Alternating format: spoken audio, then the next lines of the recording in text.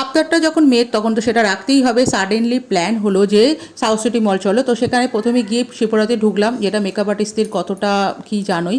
ওখানে অনেক ইন্টারন্যাশনাল ব্র্যান্ডগুলো আমরা পাই, যেগুলো আমরা অনলাইনে পাই না। ওখানে বিভিন্ন রকম আপডেট প্রোডাক্ট, যেগুলো মানে নিউ নিউ লঞ্চ হয়েছে, নিউ নিউ শেড কালেকশন, কিছু কিছু প্রয়োজনীয় প্রোডাক্ট সেখান থেকে কালেক্ট করে চলে গেলাম।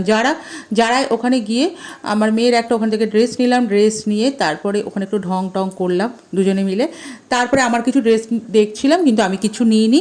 তো মলে যে সবসময় গেলেই যে সবসময় অনেক অনেক কারি কারি ড্রেস নিয়ে আসতে হয় এরকম না, কিছু প্রয়োজনীয় জিনিস কালেক্ট এবং কিছু কিছু ড্রেস যেখানে প্রয়োজন সেটা নিয়ে এলাম। তারপর সেখান থেকে চলে গেলাম ফুড কোর্টে গিয়ে সেখানে আমরা নিলাম চিকেনের একটা কম্বো নিয়েছিলাম। সেখানে ছিল chicken wonton, egg chicken rice, chilli chicken, আর ছিল কিমচি আর ডেজার্ট।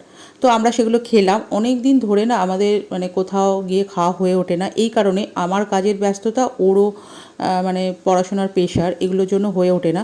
তো একটু সময় বার করে তো মেয়ের আবদার যে মা চলো এখানে কিছু ট্রাই করি। আমরা যে চিকেন কম্বোটা নিয়েছিলাম সেটা খাচ্ছিলাম আর টেস্ট করছিলাম যে ওর মধ্যে কী কী আছে, এটা আমার অভ্যাস।